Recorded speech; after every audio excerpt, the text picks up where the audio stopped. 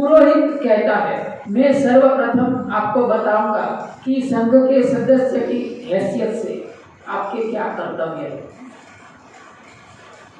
उनकी फर्ज क्या है सिद्धार्थ की, वो पुरोहित उनको बताना चाहता था सेनापति। उनसे उन्हें एक एक करके क्रमशः गिनाया।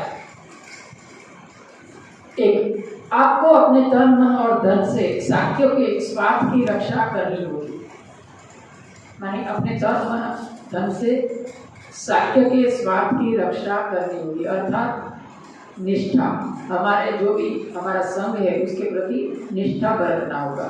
दूसरी बात, आपको संघ की सभाओं में उपस्थित रहना होगा। आपको किसी भी भय या पक्षपात के किसी भी शाक्य का दोष खुलकर कहना होगा। हर एक सभा होती है उसमें आपको उपस्थित रहना पड़ेगा, और अगर किसी के प्रति आपको फरियाद है तो बिना झिझके, बिना किसी भी प्रकार का भय या किसी भी प्रकार का प्रलोभन में आए बगैर उनका दोष आपको बताना पड़ेगा। और कोई व्यक्ति अगर आपका दोष बताता है तो आपको या तो आपके दोष के समर्थन में या विरोध में आपका सुझाव देना पड़ेगा। ये सब 4 बातें उनके सामने रखी गई। आगे पुरोहित ने कहा, मैं आपको बता दूं कि क्या करने से आप संघ के सदस्य नहीं रह पाएंगे। बहुत आसान है। उसने कहा कि आपको संघ के पद से निष्कासित किया जाएगा। कब? तो बोला, पंचशील का अगर आप पालन नहीं करते हैं तो, अगर किसी की हत्या कर देते हैं तो, अगर चोरी करते हैं तो, व्यभिचार करते हैं तो, और किसी भी झूठी साक्षी देते हैं तो, इस प्रकार अगर आप शील का भंग करते हैं तो आपको तुरंत ही संघ के सदस्य पद से निष्कासित किया जाएगा। सिद्धार्थ का उत्तर था, मान्यवर, मैं आपका कृतज्ञ हूँ कि आपने मुझे संघ के नियमों से परिचित कराया। संघ में रहते रहते सिद्धार्थ गौतम के 8 साल बीते, और 8 साल में उसने लोगों की इतना आदर सम्मान प्राप्त किया, लोगों की चाहना प्राप्त की, और लोगों का श्रद्धा भाजन बन गया सिद्धार्थ गौतम, क्योंकि वो हमेशा अपने संघ के प्रति निष्ठावान, लेकिन हमेशा परिवर्तन बना रहता है। हमेशा कुछ भी चीज़ है वो एज इट इज नहीं रहती। तो एक बार उसके दुख का प्रारंभ होता है। जो शाक्य का राज्य था उसको लगकर, जैसे यहाँ गिरना नदी है ना, उसी तरह से शाक्य और कोलियों के बीच में एक नदी थी जिसका नाम था रोहिणी। रोहिणी नदी थी, और रोहिणी नदी दोनों के बीच में बहती थी, शाक्य और कोलियों के बीच में। तो हमेशा होता है ना कि किसी न किसी वाद विवाद का कारण इंसान पकड़ लेता है, और उसका पानी जैसी एक तुच्छ वस्तु है उसके लिए इंसान खून तक बहाने को तैयार हो जाता है। तो शाक्य और कोलिय दोनों की रोहिणी नदी के पानी का इस्तेमाल करते थे, और पहले कौन कितना उपयोग करे उसको लेकर बहुत बार झगड़ा होता था, वाद विवाद होता था, झगड़े में से लड़ाई भी हो जाती थी। जिस वर्ष सिद्धार्थ की आयु 28 वर्ष की हुई, उस वर्ष रोहिणी के पानी को लेकर शाक्य और कोलियों के बीच में झगड़ा हो गया। दोनों पक्षों ने चोट खाई। जब शाक्य और कोलियों को इस बात का पता चला तो उन्होंने सोचा कि इस प्रश्न का हल सिर्फ और सिर्फ युद्ध के द्वारा ही हो सकता है। बार बार इस प्रकार का हम सामना कर रहे हैं, वाद विवाद का, झगड़े का, लड़ाई का, छोटा छोटा, तो इस प्रश्न का हल युद्ध से आ सकता है। इस तरह का शाक्य और कोलियों में दोनों में निर्णय किया गया। सिद्धार्थ गौतम अपने स्थान पर खड़ा हुआ बोला, ये सभा में ये प्रश्न उपस्थित किया गया कि ये जो मसला है पानी का, उसको कैसे हल किया जाए। तो बोला, मारो काटो, खून बहाओ, युद्ध करो। सिद्धार्थ गौतम इसके पर राजी नहीं थे। मैं इस प्रस्ताव का विरोध करता। युद्ध से कभी किसी समस्या का हल नहीं होता है। युद्ध छेड़ देने से हमारे उद्देश्य की पूर्ति नहीं होगी। इससे एक दूसरे युद्ध का बीजारोपण हो जाएगा। कोई किसी को बख्शने के लिए राजी नहीं होता है।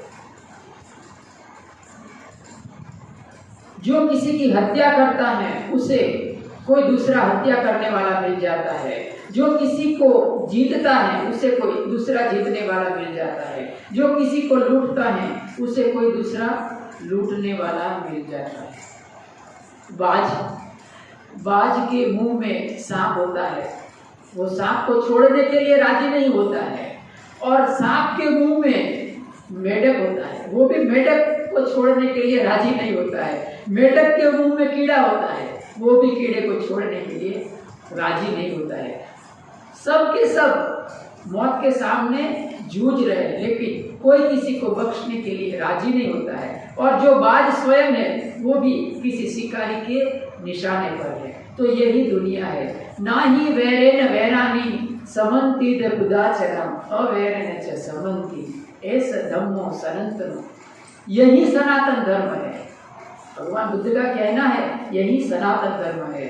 जो आजकल हम सनातन शब्द सुनते हैं वो सनातन नहीं है, सनातन यही है।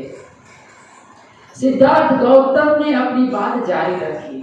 मुझे ऐसा लगता है कि शाक्यों को कोलियों के विरुद्ध युद्ध छेड़ने से जल्दबाजी नहीं करनी चाहिए। सिद्धार्थ गौतम ने मना किया, लेकिन सब लोगों के बीच में सिद्धार्थ गौतम आग पर चढ़ गए। उनको समर्थन देने वाले कोई नहीं मिले। उनके विरुद्ध में सारे मत गिर गए और ज्यादातर जितने भी शाक्य थे वो सब ने युद्ध के पक्ष में समर्थन किया और बहुत कम लोग थे जो कि सिद्धार्थ गौतम के पक्ष में जिन्होंने मत दिया था। सिद्धार्थ गौतम ने कहा इससे स्पष्ट है कि हम भी सर्वथा निर्दोष नहीं है। कोई एक हाथ से ताली नहीं बजती है कहा जाता है। इसीलिए मेरा प्रस्ताव है कि हम अपने में से 2 आदमी को चुने। उनका कहना था सिद्धार्थ का कि हमारी तरफ से 2 आदमी चुने, कोलीय पक्ष की तरफ से 2 आदमी चुने और एक 5वां निष्पक्ष आदमी को चुने और ये 5 लोग हैं बैठकर इस मसले को हल करें। तो इस तरह से ये प्रश्न का हल हो सकता है। युद्ध से कभी शुद्धि नहीं होती है। और इस तरह सिद्धार्थ गौतम ने प्रस्ताव और उसमें सुझाए गए परिवर्तन पर मत लेने आवश्यक हो गए।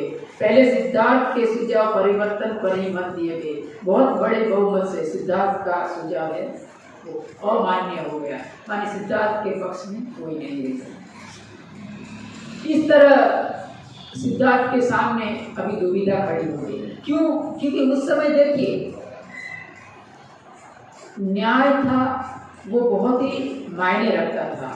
संबंध मायने नहीं रखते थे, कौन पिता है, कौन बेटा है, कौन बेटी है, ये मायने नहीं रखता है। न्याय क्या है, सत्य क्या है, ट्रूथफुलनेस क्या है, मोरालिटी को ध्यान में नहीं रखा जाता था। तो चाहे राजकुमार हो तो भी क्या है, उसको भी वही नियम लागू होते थे जो कि हर एक को लागू होते। तो उसके लिए क्या नियम थे? तो बोला तुम्हें अभी तुम्हारे विरुद्ध में कोई मत, तुम्हारे समर्थन में कोई मत नहीं है, तो तुम्हें क्या करना है? तो इस तरह सिद्धार्थ गौतम के सामने कुछ शर्त रखी गई थी। उसको धीरे धीरे हम देखते। जब सिद्धार्थ ने देखा कि उसके समर्थन मौन है तो वो खड़े हो गए और उन्होंने कहा कि मैं इस बात का समर्थन नहीं करूंगा, युद्ध के पक्ष में मैं नहीं हूँ। सिद्धार्थ गौतम को उत्तर देते हुए सेनापति ने कहा, सेनापति ने कहते हैं कि उस शपथ की याद करो जो तुमने संघ का सदस्य बनते समय ग्रहण की। जब उसने संघ का सदस्य बना तो उसके सामने हमने देखा ना कि 4 उसको शर्त रखी थी कि तुम्हें संघ के प्रति निष्ठावान रहना पड़ेगा। एक दूसरा की हर एक संघ की सभा में उपस्थित रहना पड़ेगा। किसी के प्रति आपको कोई फरियाद है तो उसको भी झिझक तुम्हें बताना पड़ेगा। ये शर्त सेनापति उसे याद दिलाता है। सिद्धार्थ का उत्तर था, निसंदेह मैंने अपने तन मन धन से शाक्यों के हितों की रक्षा की है, लेकिन मैं नहीं समझता कि यह युद्ध शाक्यों के हित में है। युद्ध कभी किसी के हित में नहीं होता है। आप देखिए जितने भी दुनिया में युद्ध हुए ना, इसके युद्ध के बाद जो देश हारता है उससे ज्यादा नुकसान जीतने वाले देश को होता है। आप देखिएगा, कभी पढ़िएगा तो पता चलेगा। जितना देश युद्ध में उतरता है, जीतने वाले देश से ज्यादा हारने वाले देश से ज्यादा जीतने वाले देश को नुकसान होता है, और तत्काल उस गवर्नमेंट को प्रजा है वो फेंक देती है। तो युद्ध से किसी का भला नहीं होता है, इस तरह का कहना था सिद्धार्थ गौतम का।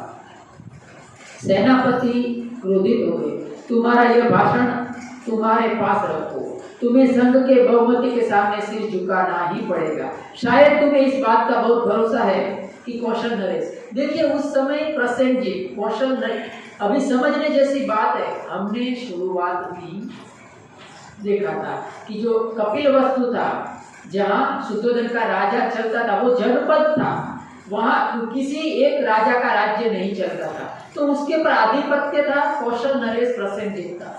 तो जब कभी ऐसा मसला खड़ा होता था तो इसका निवारण के लिए प्रसेनजीत, जिसको कौशल नरेश कहते थे, उसके पास ये प्रश्न ले जाते थे। लेकिन याद रखो, संघ तुम्हें दूसरे अनेक तरीकों से दंड दे सकता है, यहाँ कौशल नरेश भी काम नहीं आएंगे। अगर कौशल नरेश भी उसमें अगर मध्यस्थी करते हैं तो वो भी काम नहीं आएंगे, दूसरी तरह से तुम्हें दंड देंगे। तो सिद्धार्थ गौतम के पास 4 शर्त रखी गई कि या तो तुम्हें युद्ध करना है, युद्ध में उतरना है, या फिर फांसी पर चढ़ जाना है। देखिए उस समय न्यायीकरण कितना प्रबल, उस समय कितना न्यायीकरण था कि अपने बेटे को भी वो बख्शते नहीं थे। तो सिद्धार्थ गौतम के लिए भी समान न्याय था कि या तो युद्ध करो या तो फिर फांसी पर चढ़ जाओ। तीसरी शर्त थी या तो तुम देश छोड़कर चले जाओ, और चौथी एक शर्त थी, उसमें उसके सारे परिवार को बहिष्कृत किया जाए, अर्थात उसके जितने भी धन संपत्ति, महल थे, बंगले थे, जो भी उनका खेत था, वो सब जो तत्कालीन राजा थे वो छीन ले और उसको बिल्कुल घर बार रहित कर दे, उसके परिवार को, शुद्धोदय इत्यादि को। तो ये 4 शर्त सिद्धार्थ गौतम के सामने रखी गई। सिद्धार्थ गौतम सोचते हैं, अभी उनके सामने एक ही मार्ग बचा था, या तो वो फांसी चढ़ने पर राजी हो जाए या तो देश से निकल जाए। 2 शर्त थी उसके लिए हितावह नहीं थी, एक थी तो वो युद्ध करे, युद्ध किसी हालत में वो नहीं कर सकते थे, और दूसरी बात थी कि उसके परिवार को देश निकाला जाए, उसके परिवार की सब संपत्ति हड़प ली जाए। तो सिद्धार्थ गौतम था वो एक शर्त मंजूर रखता है, वो ये है कि वो देश छोड़कर चला जाएगा। ये शर्त के आधार पर सिद्धार्थ गौतम ने महाभिनिष्क्रमण किया था। तो इसी के साथ हमने ये कड़ी हम समाप्त करते हैं।